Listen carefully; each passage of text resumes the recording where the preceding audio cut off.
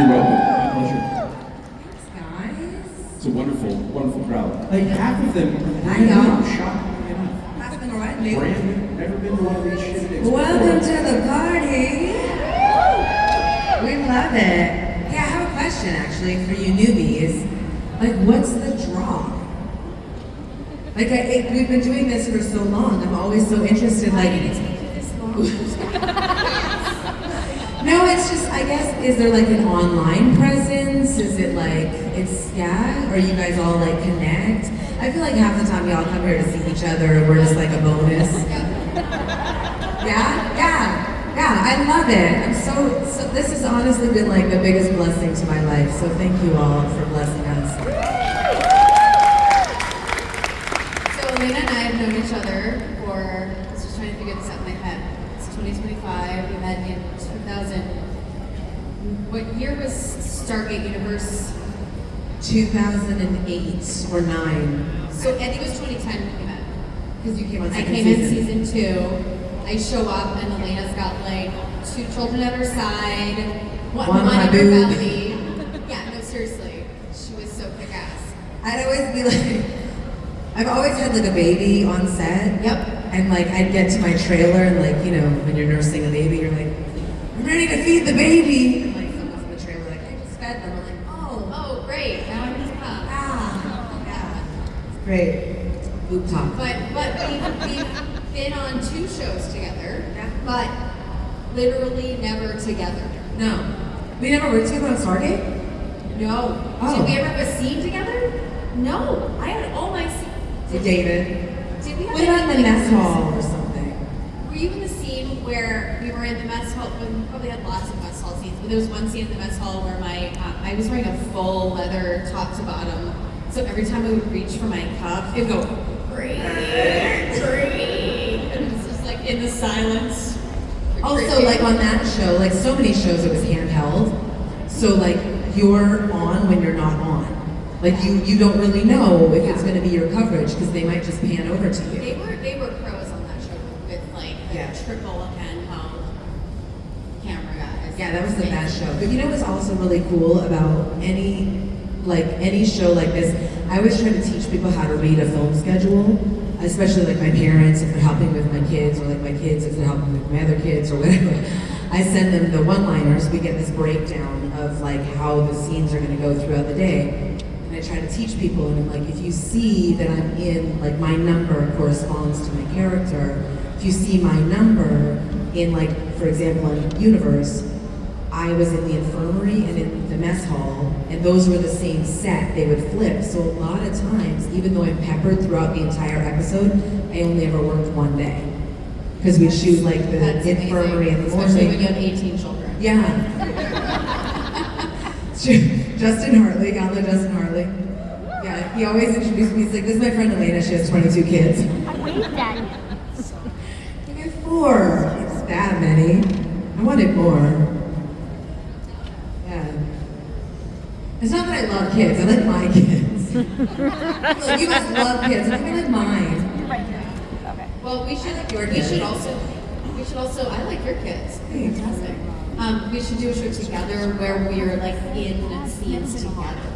Well, you That's are an a idea. writer, so go for it. I've already started. I know, I've already read one of your scripts. No, She's but an amazing I writer. have one that you have not read that you are in. I And love we play it. sisters.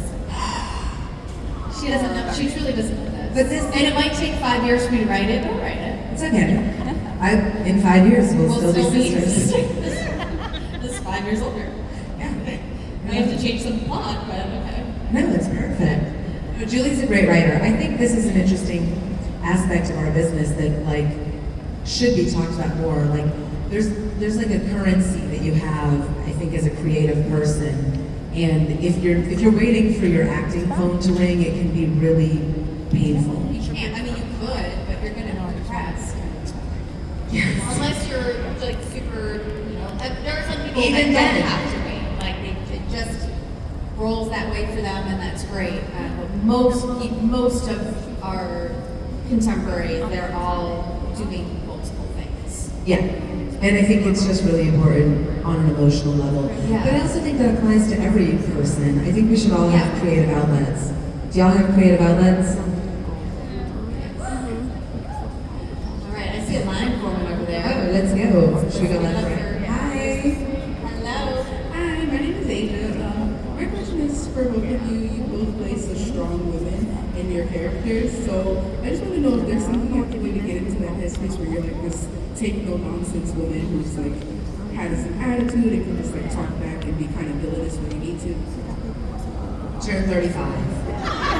Perimenopause? I feel like past 35, you're like, you know what? Don't give no shit. Okay. And your kids are like, Mom, and you're like, anyways. I think like for me, Abaddon, I take no credit for her. She just kind of became. I just allowed. I loved the energy that sort of came through her. She also like was without human quality, so to her detriment, you know. I think, yeah, it was a fun aspect to play. I feel like for me, I'm kind of like quietly strong in my real life. Like it's probably not something that the first thing someone would say about, oh, Julie, she's like super badass strong. Like but I do think that it kind of lives, just like it does with all of us. It's there, right? We all have the ability to be badass, strong women or people, but you know, I think that there's little bursts of confidence that need to get that to the surface. And I think, you know, when you're acting, you're just playing. So it's like, let's see what this feels like. Oh, it feels fucking good. You know? And then you know, see what you can take into your real life. I think it's also fun when you're on a show, and it's been my experience, and I don't know if it's yours, and actually you can probably speak to this on a writing perspective as well. A lot of times, like, it's a relationship with the writer, the actor, and the character, and so like you show up and bring the page to life, and then it inspires the writing. Right. So it kind of becomes this relationship of sorts. Yeah, do you have that experience? Oh, for sure. I would actually say the most interesting case for that for me is Mad Men, which I know this isn't really a Mad Men crowd, but it's a great show. And if thank you. But I will say with Mad Men, what was the super interesting experience for me was I was hired I auditioned, it was one line. She was literally just a secretary. And I was like, cool, I'll be just a secretary, but also I'm gonna be a full human being. And I'm gonna have opinions about my boss and about my job and about how I feel about everything. And so it really was this wonderful organic experience where I tried something and the writers noticed it, and then they kept writing for that. And so I will say actually Hildy on Mad Men was quietly strong. She did not take shit. Especially in that era. I mean, she did what she could you know, you can only push that so far before you get fired, especially back then. So, and she did. She did eventually lose her job. But she held on for many years being quietly strong. Thank you. Hello. Hi, Charlotte. That was a really great question and a great, eloquent answer, and now I'm about to pull a complete 180. Okay. Is it a prank question? No. Should be completely guided. My question is, do you know what a golden toilet is? Like literally? Yes. No. Like, I guess I don't. Metaphorically. Metaphorically? no. No. It's like one of the most expensive yet dumbest things that you own. Okay. Do you have one of those? Oh, I'm too cheap for that, I think. yeah, I have 4 kids, y'all. Yeah, I'm Everybody needs shoes and they're fucking hungry all the time. you have hand-me-down shoes and the next kid's like, Mom, these have no sole. Tape. I have no Get out soul. the tape. Do I have something like No, I think like. No, I think we're both pretty. I feel like DJs, did you ask DJ? Yeah, questions? DJs He'll are have good. some answers for you. Yeah. No, I'm not, I don't. I just like, I really appreciate when I can feed my kids well. Yeah. That seems very luxurious. Yeah. Thank you. Get me a gold toilet one day though. One day. One day. Hi. Hi, my name is Alex. I wanted to ask, what was your favorite character from like that you played before?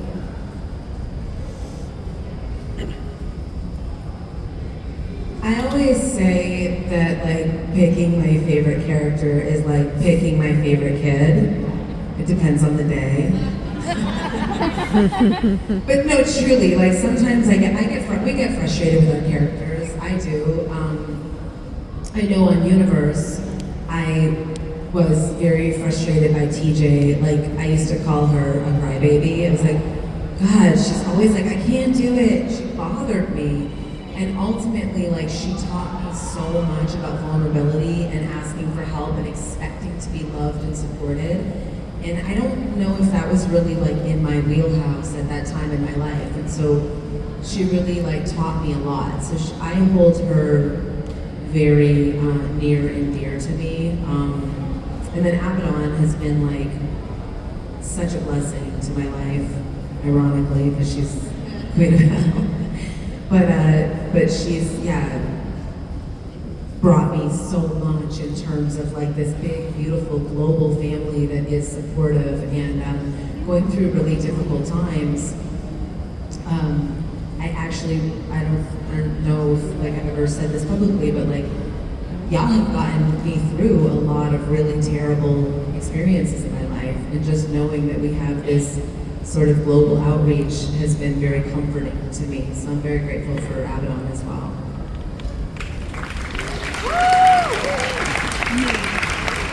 Yeah, it's always so interesting when you guys come up to us and share very intimate details of how the show helped you survive and overcome certain things, and we're like, we get it.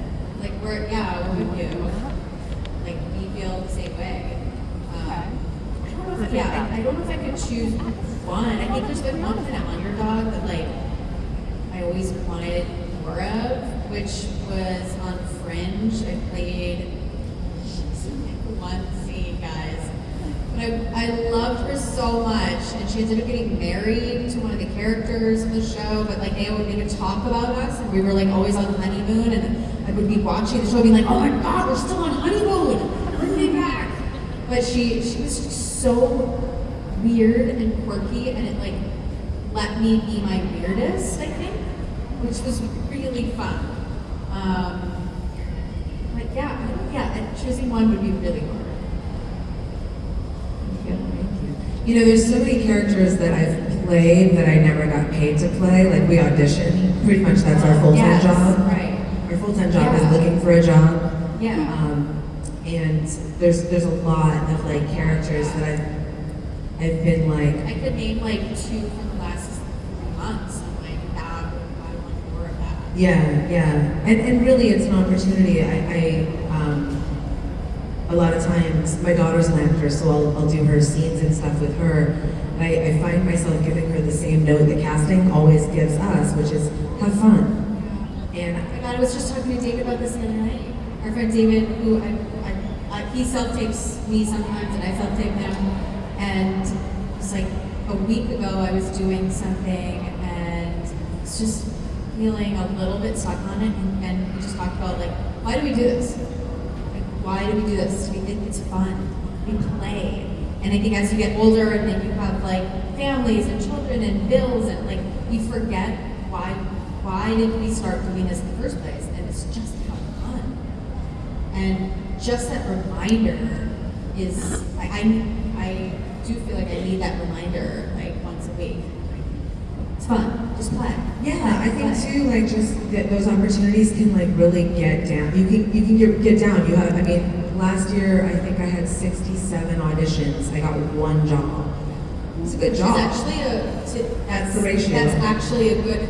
Yeah. It's actually a good ratio. So you think about like the failure aspect of it, and you know, it has to be a reframe of like, another like disappointment. Instead, it's like, I get to be creative today. Yes. I'll do the laundry and like pretty much drive my kids around, and then I get to go and like play and like live in this make-believe world, and it's like this little euphoric moment. And I don't think we don't think about the little things you learn along the way of those 6 to 7 auditions, the little things that you can hold on to in your toolkit, where you've discovered X, Y, and Z, and now you're like, you come to it, a new character that needs that, and you're like, this, I know I can wear this. This feels good. I know how to do this.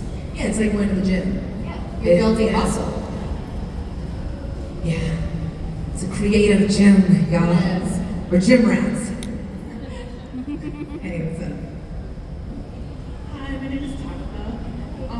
The other day, Alaina, you posted that you named your red wig Reagan. Yeah. So I wanted to know if you all had to name your characters' hairstyles, what would you name them? Oh, It's a great name. Reagan's great. I know, I just felt like I put it on and I was like, ooh. Hi, Reagan. I don't know. I feel I like, love wigs for that reason. Yeah. Where you feel, I mean, I tomorrow and Sunday I'll be wearing my long hair extensions, and I love, it makes me feel different. Like I feel like a different person. yeah, you know, it's so funny. Like, white women, we don't usually wear wigs. All my black girlfriends are like, yeah, y'all gotta get some wigs. It's a whole experience. Half my closet is like, I hang my extensions on like pan clips. Oh. So like 3 feet of my closet is just hair. It's just hair, I guys. love this. It's amazing. It does, it totally transforms you. And it's different shades too, because Yeah. like as a redhead that's not natural, every day of the month, every time you wash it, it's a different shade. It's really true. Like red does not hold. I have to dye my hair once a month, Yeah. so it's a different shade. I feel like, so on Stargate, I was like growing my hair. I had a pixie cut for a long time, and I was in between. I was on Smallville for a few seasons, and they would like only bring me in for the season opener, the mid-season, and the closer. And just so you guys know, as actors, so they hire you this one way, and then they drop you, and they unemploy you, and then they call you back in 6 months and like, hey, we'd like to come hire you again, but we want you exactly the same as you were for 6 months. And you're like, you know when you're growing your hair, and you're like that in-between stage. So I got to that in-between stage like 3 times, and they're like, we're gonna cut your hair. And I was like, okay, I'm just grateful for the job, thank you very much. And then I was on Stargate, Stargate. And for a while I only worked on shows that started with an S. And it's in my contract. And then I was like growing my hair, so we came up with this hairstyle, which was like I twisted it and put pins in it. And that was like super controversial at the network level. Sci-Fi was like, because they said it looked like alien ridges. Oh, well, 'cause you know what's funny is I played an alien on that show. Yeah, and you Yeah, didn't have but ridges. but they tried it on me. They probably were They inspired. tried to do it, and then we were like, it doesn't really work. And so they ended up just pinning a few. They did pin like random things back, but they started with the twists, and then we both were just like, it just didn't work. Yeah. But because I was an alien, they wanted to do something like that, and I didn't know that was why. Oh, I didn't know this was like a whole thing At the network, yeah. The They network were like, really wanted the alien Alaina with her version. alien hair. And yeah, so if I were to name that hairstyle, I'm gonna name it Tabitha. That's the only one I got. Honestly, most of my hairstyles the same. Yeah. I mean, fringe was shorter hair just because I had shorter hair at that point. But to be honest, I always have hair about this length, and we just layer in the extensions. So Well, on Riverdale, I was on 2 seasons and my hair changed a lot. And it was during COVID, so you know, like we were like, are you sure it was it Riverdale or Silverdale? Silverdale. Silverdale. I switched. I was like, you know, there's not enough S shows. I need to eat. But my hair changed a lot because that was also the first season. It was during COVID, and like remember we were all doing our own hair. You do your own hair. Oh yeah. No, mine was like I can't remember what color I used. I used a different color. And they're like, your hair has like different colors. I was like, I know, yeah. Anyways, it's COVID. Remember the world was ending. But yeah, so I had a couple hairstyles on there I called Billy. I like this. I'm gonna go through my entire resume and I'm gonna name my hair. Thank you for that. Hello. Hi. Oh boy, oh boy. Oh boy. What is that supposed to mean? What does that mean? Welcome is what it means. My question is, if you guys could delete one minor inconvenience from your life, what would you choose and why? I'm talking lowbrow stuff here. Gravity? No, I'm kidding. That's not a minor thing. It's pretty important, guys. Okay, minor thing. Like who would we be without the pebbles on the road, you know? Okay, but wouldn't it be kind Get of fun to not, philosophical to here. not like have to exercise? Like, I know I have to do that. No, but like if you Otherwise my didn't, brain will I know, explode. me too. Yeah. If I didn't have What to if- cook, I hate cooking. My husband does all the cooking. Oh, I need me one We of just them. get you a cooking husband. Yeah.